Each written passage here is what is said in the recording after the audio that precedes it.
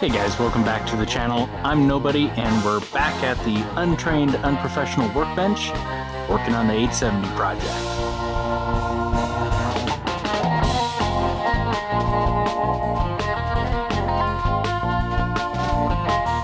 The sun is down, time to see what the muzzle blast is.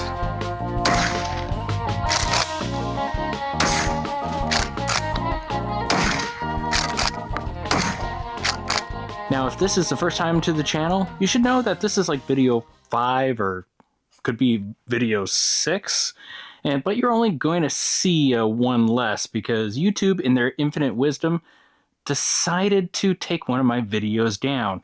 And it was all because they thought me putting this onto the receiver, drilling and tapping, constituted me changing it into a machine gun. Pretty dumb. But that is YouTube for you. So if you want to see how I drilled and tapped the receiver, you have to go over to my Rumble page, and you can see it in its entirety. I do need some feedback from you guys before we get into the video, and that's because I'm playing with the audio.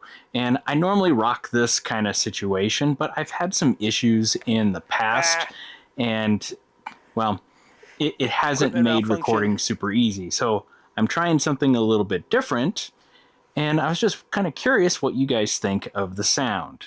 So if you can, leave a helpful comment down below. The Remington 870 project has gone through several stages, and it is currently sitting in the, what I like to call the classic look. And I really enjoy the classic look, and it's just has that simple sexiness that I think a lot of us, really like about shotguns. However, with the 870 project, I kind of wanted to go in a different direction and make it something more than what it could be. So we've gone from this look all the way to this look. Yeah, it's pretty awesome. I pre-installed the stock, which I'm going to go ahead and shoot it, before I start playing with the length of pull. You do get spacers that come with it, so you can adjust accordingly. Right now, in comparison to the original stock, it sits about 2 inches shorter than where I was before. That's actually a good thing because it felt like I was really having to reach to get on it, but I think it might be a tad shorter than what I like. Also, I'll need to figure out my height adjustment, whether I need to go low or mid. So the next thing that I did is I went ahead and installed the Wilson Combat Dome Head Safety. And the process wasn't that hard. And really, it's knocking out one cross pin that holds in your detent ball and your spring, and then you just drop out the safety. I cleaned out the hole really well because it had 40 plus years of crud in it, using some 22 caliber patches that I cut up into quarters and soaked in alcohol, and then I just ran it through with a 16-inch punch. Moving on to the Aridus shot shell holder. Now, I really wanted to have this just because I didn't want to have any elastics, that could deteriorate over time because these are going to be left permanently loaded. And I actually have another one of these so I can practice my reloads with it, while I'm out on the range using for targeting multiple targets. The process for the installation was very easy. I knocked out the original trigger group pins, and it comes with supplied bolts that you'll go ahead and feed through. And then on the plate itself, there are 2 blind holes for those to feed into. And then you use the supplied Vibratite, and you just snug it down because you don't want to over torque it as per their instructions. A little bit goes a long way. And just in case if you're wondering, no, the shell holder does not interfere with it at all. Now, the next big thing that I really had to tackle was getting the Heatshield and the Forend to actually marry up the way that I wanted, because as they weren't going to fit. They were actually in conflict with them. But I really didn't know the best way to start. So I did my rough trim on the Heatshield, and I'm just test fitting it just to see how everything is kind of going to have to look, and I'm really digging it. It looks very cool. At least I think so. I think I might change my plans in that I was originally going to use this ring and JB welded up underneath the heat shield, so that way I can have my tension here on the barrel.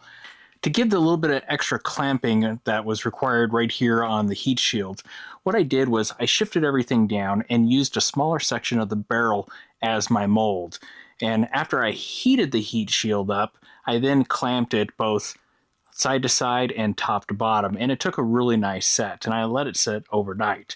Now it barely even moves. I can rock it left and right, but it will not come up and it will not shift back and forth.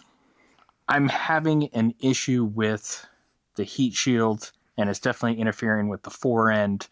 Right now, this is not sat down all the way, and it is here, but it's putting pressure on top.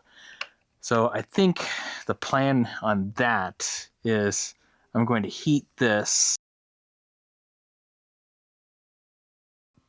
So modifying the forends was the correct decision.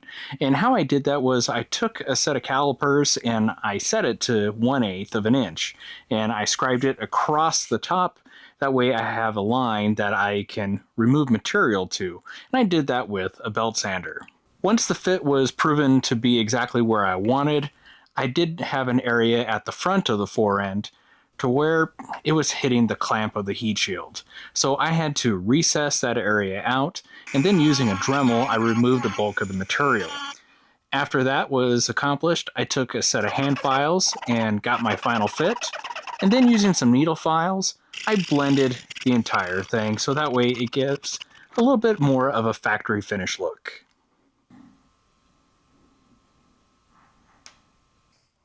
Here is the Mesa Tactical barrel clamp.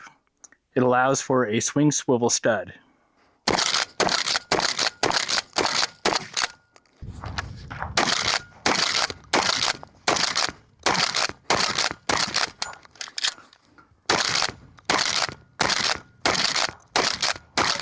Now, the next video is going to be dealing with the porting.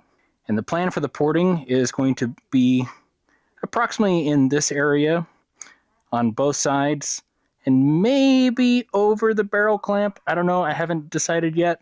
We'll kind of cross that bridge when we get there. I have some ideas, but now that I have these final dimensions with everything working together, I can figure out how much I want to do on the porting itself. So there we are. Appreciate you guys watching. Have a good day.